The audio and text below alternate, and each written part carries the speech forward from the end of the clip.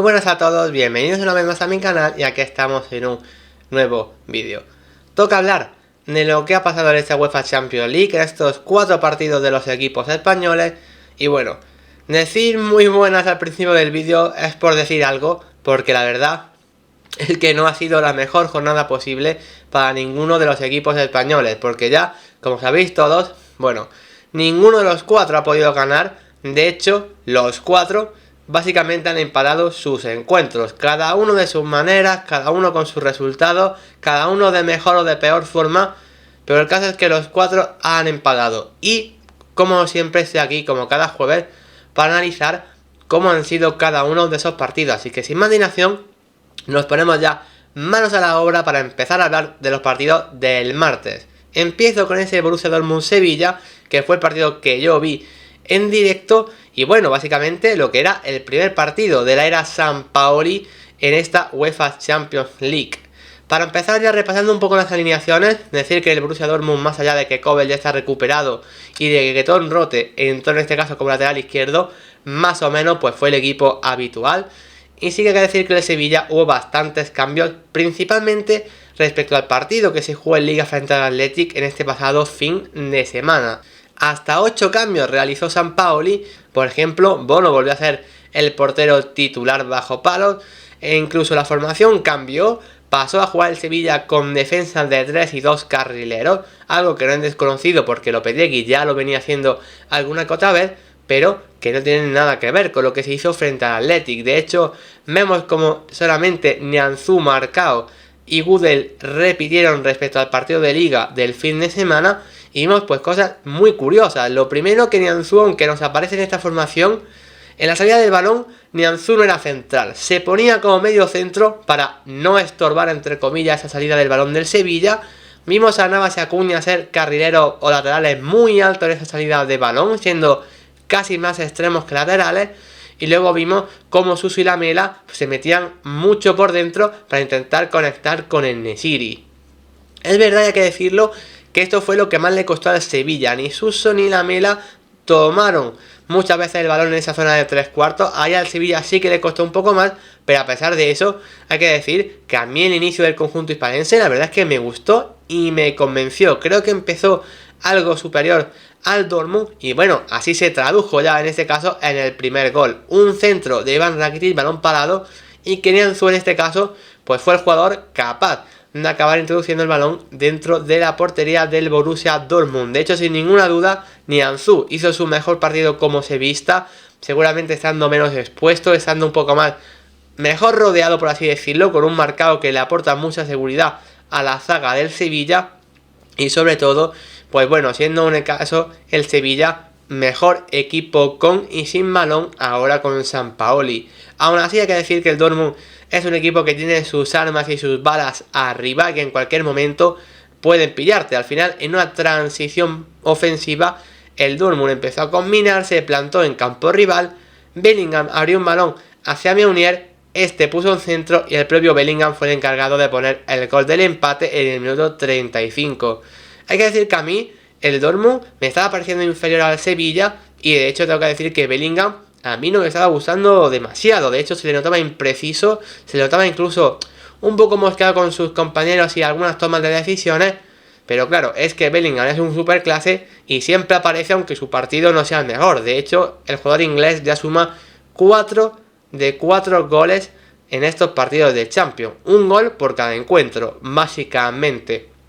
A partir de aquí, bueno, el Sevilla en la segunda parte, bueno, intentó también seguir más o menos con el mismo plan de partido, pero aquí por muchos tramos sí que el Dortmund se empezó a hacer más con la pelota. El Sevilla dejó de tener el balón tan a menudo, me gustó menos el equipo de Sampaoli en la segunda parte y aún así en ciertos momentos también tuvieron incluso algunas ocasiones, pero como digo, el partido se equilibró bastante más y aún así, como he dicho, a mí no me pareció un mal Sevilla. Se ve que el equipo está más compensado y equilibrado que lo estaba con Julen Lopetegui, dando sobre todo una mejor imagen. Hay que recordar que hace una semana el resultado en el partido que enfrentaba a estos dos mismos equipos fue de 1-4, un resultado gravísimo para el Sevilla, y ahora ya con este empate en tierra alemana, pues bueno, se reduce un poco más la distancia que hay entre el Sevilla y el resto de sus competidores, porque ahora el Sevilla por lo menos está consiguiendo competir, aunque es verdad que de cara a puerta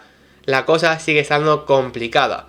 En cualquier caso, les tengo ya un vistazo a cómo queda este grupo G, donde el Manchester City, en este caso, empató frente al Copenhague. Curioso ese 0-0, aunque evidentemente con un City con alguna cota de rotación, una expulsión demasiado pronto y demás.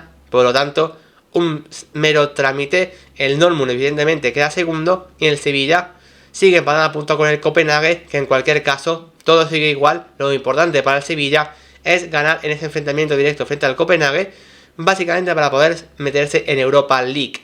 Evidentemente, por puntos no es imposible aún la clasificación a la siguiente ronda. Faltan aún 2 jornadas y por lo tanto el Sevilla podría tener 8 puntos y el Dortmund aún tiene 7. Pero la verdad es que esto se pone casi como algo utópico y que evidentemente los propios sevillistas ya son conscientes de que el objetivo es ganar al Copenhague para pasar a Europa League quedando terceros de grupo. Ese es el objetivo y evidentemente a ver si la Sevilla con Sampaoli puede hacerlo, porque el equipo se le ve que hay al menos ya una pequeña mejoría. Y pasamos ahora al partido que enfrentaba al Shakhtar Donetsk y al Real Madrid, también ese martes por la noche. Decir que bueno, el Shakhtar Donetsk siempre es un equipo curioso que deja sus detalles y bueno, viendo ya básicamente la alineación, pues bueno, vemos como el Real Madrid planteó ciertos cambios. Vemos como básicamente Militao no jugó, Carvajal no jugó, Álava, Modric o Vinicius entraron en la segunda parte. Y esto provocó que jugadores menos habituales como Nacho o como Eden Hazard sí que acabasen jugando desde el inicio. En cualquier caso, ya remontándonos un poco a lo que pasó en el partido, la verdad es que el Real Madrid en la primera parte sí que dispuso de algunas ocasiones. De hecho, Anatoly Trubin volvió a ser protagonista, donde la verdad el portero ucraniano está siendo de lo mejor de esta UEFA Champions League. Ya lo hizo realmente bien hace una semana frente al Real Madrid. Ahora, no a tanto nivel porque es algo muy complicado, pero aún así volvió a estar bien bajo palos. El Real Madrid en este caso pues no pudo ir poner su ley con el gol. Le está faltando algo de gol al conjunto del Real Madrid en muchos partidos. Y al final son partidos que muchas veces se les están complicando un poco. En este caso el Shakhtar aguantó ese 0-0 y en la segunda parte, en mi opinión, el equipo ucraniano empezó mejor. Y de hecho, al minuto de empezar la segunda parte, se adelantó el Shakhtar Donetsk con ese gol de Zubkov jugando en banda derecha, que a mí fue uno de los jugadores que más me gustó en el partido, ante un Ferland Mendy que la verdad es que está bastante mal en la acción del gol. Y bueno, aquí vimos como el Shakhtar en muchos momentos de esa segunda parte se adueñó del balón, empezó a mover de lado a lado el Real Madrid y por ciertos momentos del partido el conjunto de Ancelotti la verdad es que no estuvo nada pero que nada cómodo. De hecho, vemos como Ancelotti hace muchos cambios, mete a Vinicius, mete a Modric y mete a Álava, luego 10 minutos después mete a Camavinga y mete a Asensio. De hecho en el minuto 67 o así creo que Ancelotti ya había hecho hasta los 5 cambios, algo que no es nada habitual. Y bueno, básicamente esto era porque el Shakhtar Donetsk pues, se había adueñado de la pelota y en muchas ocasiones parecía estar más cerca el 2-0 que el 1-1.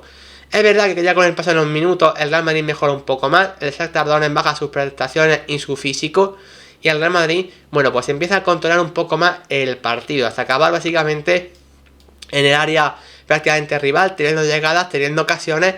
Eso sí, hasta el minuto 95, ya en el descuento, es cuando Rudiger, con un balón que pone Toni Kroos, acaba poniendo el 1-1 definitivo en una acción donde realmente Trubin y Rudiger se dan un golpe que al final acaban los dos con sangre. Habéis visto ya la mayoría de las imágenes del desenlace de esta acción, pero en cualquier caso, gol a favor del Real Madrid y 1-1 en el resultado final. Se notó en Madrid que había ciertas bajas, básicamente por darle descanso a algunos jugadores, teniendo en cuenta el clásico de este fin de semana. Evidentemente, se notó también que el Shakhtar Donetsk estaba jugando más como local entre comillas, que se entienda, porque al final no juegan en Donetsk, pero bueno, sí que en un ambiente más proclive a ello. Y en cualquier caso, bueno, se le veía a Shakhtar Donetsk como un equipo bastante más cómodo. A mí el equipo ucraniano, tengo que decirlo, me gustó más que al Real Madrid, pues sobre todo porque a muchos de esos jugadores, en mi opinión, hicieron un gran partido. He señalado a Zubkov como uno de los mejores jugadores del encuentro, pero realmente podría haber también mencionado a Bondarenko, a Sudakov, a Mudryk, a Stepanenko. Me gustaron varios, la verdad. Y en el Real Madrid, pues como os veis, me quedo con sus centrales, con Rudiger y con Nacho, que en mi opinión, sobre todo Nacho, Para mí hizo un partido espectacular, aunque también tengo que mencionar a Toni Kroos, que también me gustó bastante. En cualquier caso, vemos ya cómo queda ese grupo F, donde el Celtic y el Leipzig pues quedaron 0-2 y ganó el conjunto alemán, lo que hace que el Real Madrid siga evidentemente el líder con 10 puntos. El Leipzig con sus dos últimas victorias a los escoceses ya tiene 6 puntos y se pone en segundo, Shakhtar terceros con 5 y evidentemente el Celtic ya último. Esto significa que el Real Madrid ya ha pasado a la siguiente ronda, no matemáticamente como primero, pero prácticamente ya con los deberes hechos. Sería muy raro que el conjunto de Ancelotti no pasase como primero de grupo. Se la juegan Leipzig y Shakhtar para ver quién pasa como segundo de grupo. Y pasamos ya a los partidos que se jugaron ayer miércoles. En este caso, diciendo que sí que voy a analizar los dos partidos, porque en este caso no coincidieron. El Atlético de Madrid jugó a las 7 menos cuarto y el FC Barcelona a las 9, por lo tanto pude ver los dos partidos con plena atención, por lo tanto vamos a analizar los dos partidos, empezando por el Atlético de Madrid, que es el que jugó antes básicamente. En un encuentro ante el Brujas muy interesante, sabemos que en el partido de ida el equipo belga consiguió ganar ese encuentro, por lo tanto máxima expectación. Y vemos como desde el principio el Cholo Simeone, sacó un esquema bastante llamativo, volviendo a esa defensa de 5 atrás, aunque mencionando una novedad muy importante. Saúl Ñíguez en defensa, que como lo estáis viendo en esta formación, aparece como carrilero, a la hora de atacar se puso como centrocampista, totalmente como interior, entrando mucho por dentro y dejando la banda básicamente para Lemar. De hecho, a mí el Atlético de Madrid con esa variante táctica, tengo que mencionar que me gustó mucho en la primera parte. Mencioné por Twitter que a mí el 11 titular me dejaba algunas dudas, no me terminaba de convencer demasiado, pero aún así tengo que decir que la primera parte del Atlético de Madrid es muy buena. El problema, la falta de gol y de acierto de Correa y de Griezmann, que tuvieron varias ocasiones entre los dos y al final pues ninguna acabó dentro, pues básicamente por falta de acierto. Pero como digo, me gustó la primera parte. Y la segunda, pues parecía ir más o menos por la misma tónica. Es que prácticamente el Brujas estaba casi siempre en su campo. Es verdad que algunas jugadas de peligro consiguieron causar, de hecho consiguen tener un penalti a favor, pero que finalmente el VAR acaba rectificando y no se pita pena máxima. Pero como digo, más allá de alguna acción más o menos, pues no crearon prácticamente peligro y la Liga de Madrid estaba llegando. Dicho esto, Simeone hace cambios en la segunda parte, en minuto 60, mete a De Paul, a Morata y a Carrasco. Morata y Carrasco, la verdad, entraron bastante mal el partido, sobre todo Morata no me estaba gustando nada, creo que lo hizo realmente todo mal. Como digo, no es una crítica a Morata por su jugador, pero simplemente comentando el partido, pues la verdad es que no estuvo nada bien. Pero a mí lo que me sorprendió fue la salida de Koke. No sé si es una cuestión física o una cuestión de darle descanso, pero a mí la salida de Koke en el minuto 60 me extrañó, porque a mí me estaba pareciendo de lo mejor del encuentro. De hecho lo he señalado como uno de los mejores jugadores del partido, porque a mí Koke, como es interior derecho, a mí me parece que lo estaba haciendo realmente bien. Muchas veces cayó bastante banda derecha, por dentro combinó muy bien con Correa, con Griezmann en muchas ocasiones. De hecho, en una pared entre ellos se genera una ocasión en la primera parte. A mí personalmente fue un cambio que me extrañó bastante, como he dicho, y no lo entendí demasiado bien. Luego encima también entró Cuña por Saúl, y el último cambio fue la entrada de Witsel por Griezmann. A mí esto también me sorprendió, porque uno, se queda sin jugar Joao Félix, que la verdad es que el cabreo que se pegó el jugador portugués fue digno de verse. Una vez más se queda sin jugar, y está claro que el Cholo Simeone y el portugués tienen alguna cosa ahí que no sabemos, pero la relación evidentemente no está siendo buena. Y sobre todo, me extraña que no entrase, porque al final quitas a Griezmann en un momento donde no te vale el 0-0, que tienes que ir a por el partido, y aún así, pues metes a Witsel para quitar a Antoine Griezmann. Es un cambio extraño. El Atlético de Madrid llega al final del partido sin Koke porque la has cambiado, sin Griezmann porque la has cambiado, sin Lemar porque la has cambiado y sin Joao Félix porque no lo has metido en el campo. Lo que significa que estás 0-0 con el equipo rival metido en tu área, sin ningún creador de juego, sin ningún jugador que genere superioridad por dentro a través de su calidad individual. A mí esto me parece sorprendente, pero como digo, dicho eso, el Atlético de Madrid sí que generó ocasiones, pero me sorprendieron ciertos cambios que yo no terminé de entender. Aún así, llegaron ocasiones, pero hay que hablar que no lo he hecho hasta el momento del héroe del partido. Lo de Simón Mignolet fue una auténtica barbaridad. De hecho, lo coloco como MVP, pero es que ya lo estáis viendo. Básicamente, el mejor jugador del partido según SofaScore, con ese 9,6 de valoración. porque es que el portero belga hizo hasta 9 paradas. Pero es que ya al final del partido le estaban saliendo algunas sin querer, incluso ya con la cara, en una actuación que fue, bueno, pues prácticamente digna de verse, porque es una de las mejores actuaciones que yo recuerdo de un portero en estos últimos años en la Champions. Por lo tanto, muchísimo crédito a Simon Mignolet. Y al final, entre el portero belga, la falta de acierto en muchas ocasiones y, en mi opinión, la falta de un jugador diferente que cambiase un poco el juego, al final el Atlético de Madrid se va con un 0-0. Un muy mal resultado, todo hay que decirlo, pero que no es tan dramático aún como los de algunos equipos, porque echando ya un repaso a ese grupo B, vemos cómo ahora mismo el Atlético de Madrid sigue teniendo bastantes opciones. No es el caso del Sevilla, por ejemplo. El Brujas sigue primero, el Porto con su victoria al Bayer Leverkusen se coloca como segundo, Atlético de Madrid tercero y Leverkusen cuarto. Pero como vemos, Porto, Atlético de Madrid y Leverkusen siguen teniendo sus opciones porque están todos realmente cerca. De hecho, el Atlético de Madrid tiene que pensar en ganar sus 2 próximos partidos ante Porto y Leverkusen, algo que el Atlético de Madrid a priori debería poder hacer. No va a ser fácil, no, pero creo que los de Simeone tienen que ser favoritos para ello, porque bueno, tanto Porto como Leverkusen son 2 equipos que se les puede ganar. Por lo tanto, el Real Madrid sigue dependiendo de sí mismo para colocarse en la siguiente fase de la UEFA Champions League. Y habrá que creer en el equipo de Simeone. Y ya para terminar, vamos con el último partido de los 4, el que acaba de terminar justo cuando estoy grabando esto. Y es que lo que acabamos de vivir en el Camp Nou ha sido una barbaridad.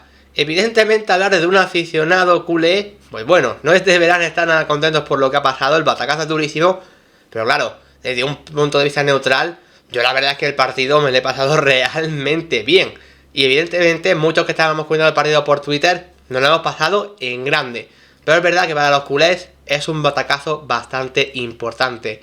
Porque bueno, repasando ya las alineaciones, vemos como el Inter salía básicamente con lo esperado, en todo Dumfries como carrilero derecho como novedad respecto al partido de la semana pasada, Seco en punta porque Correa estaba lesionado, y luego el Fútbol Club Barcelona, pues bueno, básicamente con el 11 esperado también, viendo a Marcos Alonso como lateral izquierdo, que es básicamente el lateral de la Champions. Eso sí, en fase defensiva vemos este 4-3-3, que así fue, pero en fase ofensiva no fue así. Sergi Roberto pasaba al centro del campo, jugando el Fútbol Club Barcelona con defensa de 3, Eric García, Piqué, Marcos Alonso, Busquets como pivote, Gavi interior izquierdo, Sergi Roberto interior derecho y Pedri media punta. Fue un rombo en el centro del campo y luego ya los 3 de arriba. En cualquier caso, a mí el Fútbol Club Barcelona me gustó y bastante en la primera parte. De hecho, creo que de menos a más. Creo que se ha comentado poco en el postpartido. Bueno, pues es la primera parte del Fútbol Club Barcelona, porque al final el resultado es el que es. Lo de la segunda parte ahora lo comentaremos. Pero si nos quedamos en la primera parte, el Fútbol Club Barcelona me gusta y bastante. Y además se encuentra en el premio del gol. Al final, en esa acción de Sergi Roberto jugando como interior, bueno, Rafinha se inventa una genialidad prácticamente pegada al banderín, le pone un balón a Sergi Roberto que gana línea de fondo, y un pase a Dembélé dentro del área pequeña que acaba poniendo en 1-0. Aquí todo el mundo estaba elogiando al Fútbol Club Barcelona por su buena primera parte, por lo bien posicionado que estaba en el campo, con esa función de Sergi Roberto, y bueno, siendo muy importante, por ejemplo, Rafinha, que estaba siendo de los más agitadores en la parte ofensiva del conjunto culé. Evidentemente, esto seguía así hasta la segunda parte, donde la verdad es que han pasado muchas cosas y vamos a intentar ordenarlas cronológicamente, pero ha sido desde luego un caos. Al principio el Fútbol Club Barcelona sale bien, como al final de la primera parte. El problema es que a los 5 minutos, una desafortunadísima acción de Gerard Piqué, que se confía dentro de su propia área, dice que el balón está controlado, y por ahí aparece un Nicolo Varela indetectable, que acaba cogiendo el balón y pone el 1-1. Fallo clamoroso de Gerard Piqué, que básicamente es el gran señalado de parte negativa de este encuentro, porque es un error, pues bueno, realmente bestia de Gerard Piqué. A partir de que el Fútbol Club Barcelona se empezó a poner muy nervioso. Al final ya habían hecho lo más complicado, que era poner el 1-0 y con mucho esfuerzo, pero jugando realmente bien. A la primera de cambio, en una acción aislada por un error, se meten en 1-1 y volvió ese Fútbol Club Barcelona de la saciaga noche europea. Un equipo que se pone realmente nervioso, que empieza a perder su plan de juego, que se coloca peor en el campo, que empieza a fallar pases por uso de este nerviosismo, y ahí el Inter empezó a oler sangre. Y básicamente, Sergio Busquets, que cometió varios errores, bueno, el segundo falla un pase en su propio campo, el balón acaba llegando a Çalhanoğlu, ese le pone un balón muy bueno a Lautaro Martínez para que se juegue 1 frente a 1 frente a Eric García, control, recorte y para adentro. A mí el partido de Eric García me ha estado gustando, pero en ese 1 versus 1 frente a Lautaro, la verdad es que el delantero argentino se comió al central español. La segunda parte de Lautaro fue una auténtica barbaridad y por eso lo he colocado como el mejor del partido, porque fue, bueno, un auténtico escándalo de lo del delantero argentino. Ya que el partido parecía que se le ponía, bueno, pues bastante de cara al Inter. Es verdad que aquí se intenta hacer algunos cambios por parte del FC Barcelona. Entra Frenkie, que en mi opinión hace un buen partido. También Ansu Fati. Pero no consiguen que pasen demasiadas cosas. Luego entra Balde, que sí, pero tampoco terminan de aportar demasiado. En cualquier caso, el FC Barcelona, el 82, acabó encontrando el premio del gol. Más por la insistencia que por el juego, porque ya básicamente era atacar con mucha gente, acumular hombres y más o menos viendo por dónde podría haber un pequeño resquicio de la defensa interista, y al final Lewandowski puso el 2-2. Aquí ya la afición volvió a creer.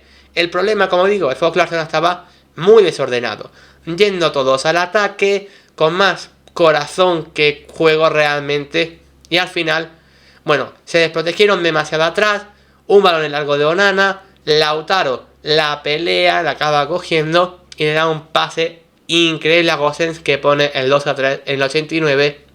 Y aquí ya sí que sí, básicamente el Inter terminaba de definir el partido. De hecho, la celebración fue como tal, la de un partido que ya se había acabado.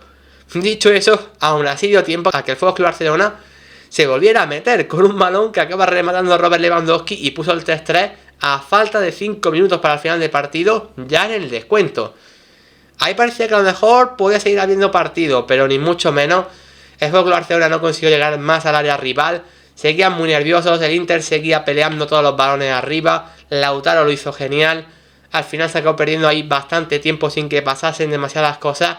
De hecho, el Inter tiene incluso el 3-4, pero Ter Stegen hace una gran parada, Aslani tenía a Lautaro solo y no le da un balón, no sabemos muy bien el porqué, así que al final incluso el resultado podría haber sido peor para el FC Barcelona. De hecho, a pesar del 3-3, Ter Stegen hace 6 paradas y Onana 7, para que veáis un poco lo que ha sido este correcalla y ese desorden del partido, que al final al FC Barcelona en muchos momentos no le acaba beneficiando.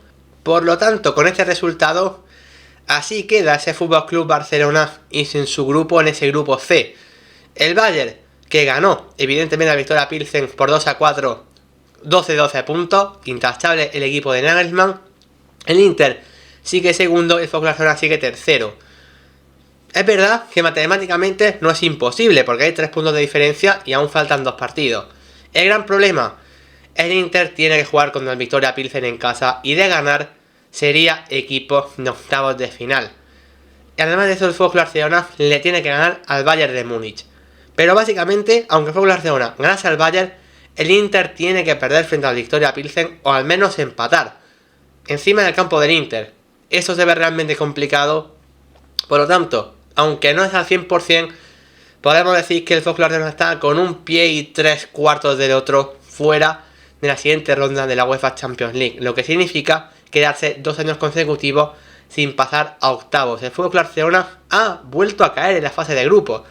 Como digo, no es matemático, pero es que hablar de que el FC Barcelona tiene alguna opción, para empezar no dependen de ellos mismos, y para además se tienen que aferrar a un Victoria Pilsen. Honestamente, sacar algo ante el Inter es prácticamente una utopía. Por lo tanto, creo que hay que aferrarse ya a la idea de que el FC Barcelona va a ser equipo de Europa League otro año más. Palo durísimo para el conjunto de Xavi Hernández, que evidentemente han caído muchísimas críticas por Twitter. Evidentemente ahora llega un clásico que a ver cómo lo afronta el FC Barcelona. Yo no soy tan negativo en este sentido, porque creo que en un clásico pueden pasar muchas cosas.